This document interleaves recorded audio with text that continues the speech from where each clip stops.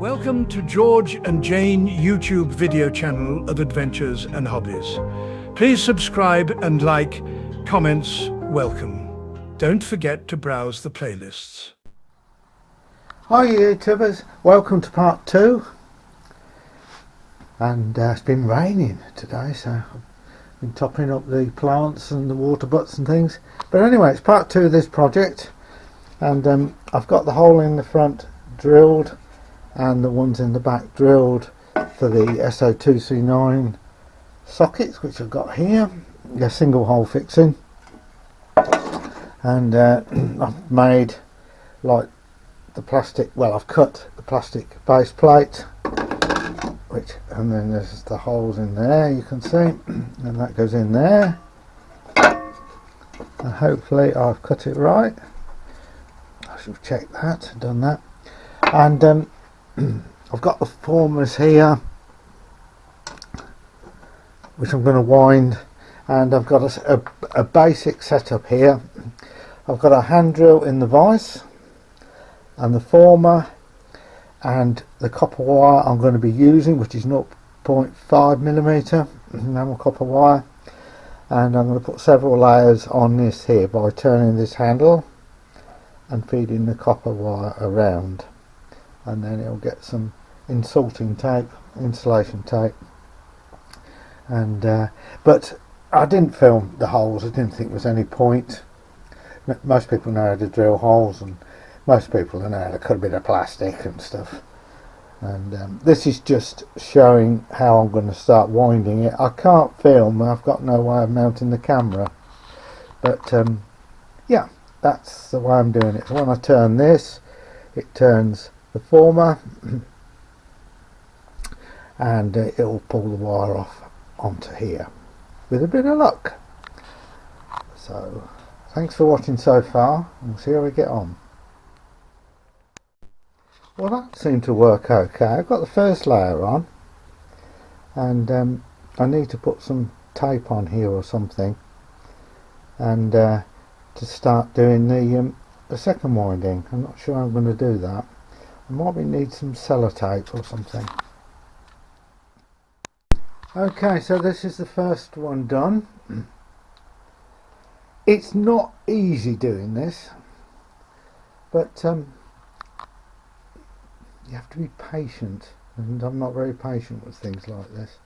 Just going to put some black tape round that one now. Well, it's coming on.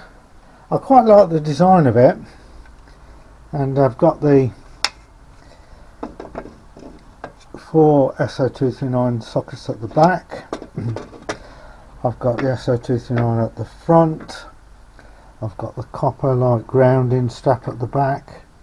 I've got some resistors on order because I haven't got any of the right value for the 1 meg, so I haven't got any 1 megs resistors.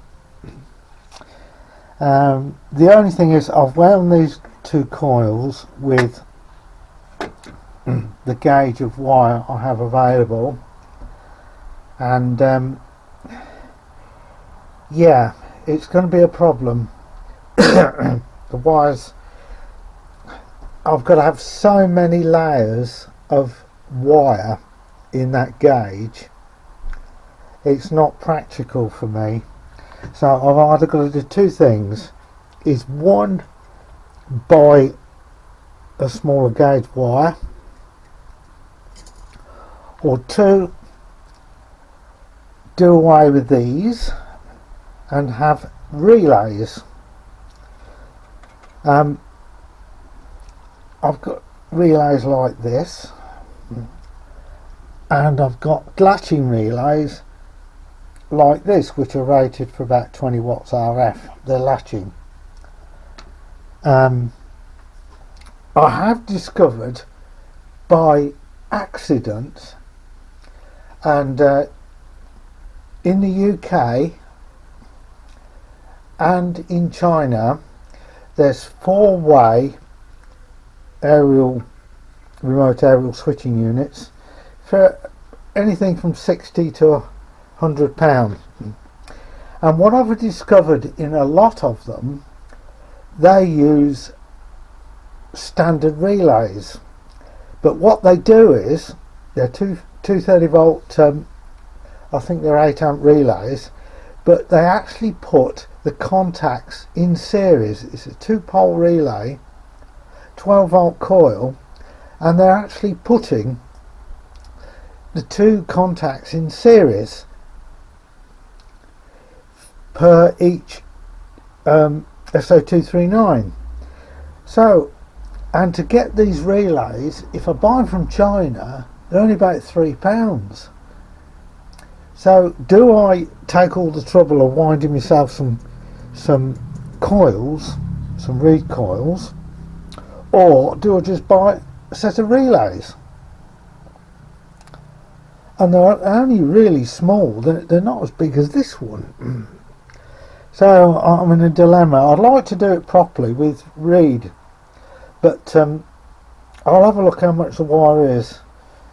I don't want to spend a fortune on this project, because I want the money I have put aside for other projects, and these coils are really difficult to wind. Even, you know, I've done these okay, but I can't get the number of turns on them. So yeah, bit of dilemma at the moment. So thanks for watching. There's going to be a part 3 to this, so please subscribe and like.